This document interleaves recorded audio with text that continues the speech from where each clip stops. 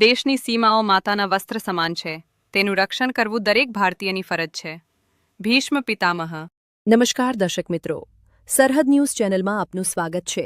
હું અનિતા ગોસ્વામી.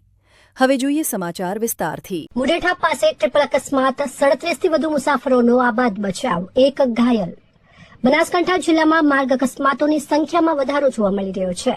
ડીસા નજીક મુઢેઠા ગામ પાસે નેશનલ હાઈવે પર ટ્રિપલ અકસ્માત સર્જાયો હતો.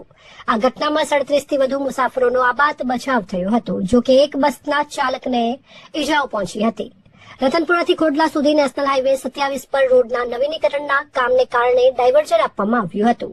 ડીસાથી આવી રહેલી એક બસ આગળ જઈ રહી હતી. પાછળથી આવી રહેલી અન્ય એક બસના ચાલકે ઓવરટેક કરવાનો પ્રયાસ કર્યો હતો અને સાઈડ મારી હતી. આ સમયે પાછળ આવી રહેલા ટ્રેલરના ચાલકે સ્ટેરિંગ પરનો કાબુ ગુમાવ્યો હતો.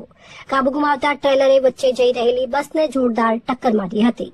આ ઘટનાના કારણે વચ્ચેની બસના ચાલકે પણ સ્ટેરિંગ પરનો કાબુ ગુમાવ્યો હતો અને તેણે આગળ જઈ રહેલી બસને અથડાવી હતી. આમ 3 વાહનો વચ્ચે અકસ્માત સર્જાયો હતો.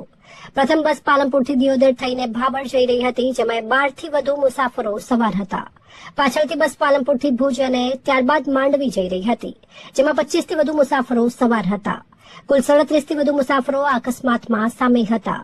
વચ્ચેની બસના ચાલકને પગના ભાગે ઈજાઓ પહોંચી હતી. તેને તાત્કાલિક 108 મારફતે સારવાર હેઠળ ખસેડવામાં આવ્યા હતા. સદનસીબે આ ગંભીર અકસ્માતમાં કોઈ મોટી જાનહાની થઈ નથી. અકસ્માતને કારણે એક તરફના માર્ગ પર લગભગ 30 મિનિટ સુધી ટ્રાફિક જામ સર્જાયો હતો. ક્રેનની મદદથી બસ અને ટ્રેલરને રસ્તા પરથી હટાવીને માર્ગ ફરીથી વાહન વ્યવહાર માટે ખુલ્લો મૂકવામાં આવ્યો હતો. ઘટના સ્થળે મોટી સંખ્યામાં લોકો એકઠા થયા હતા.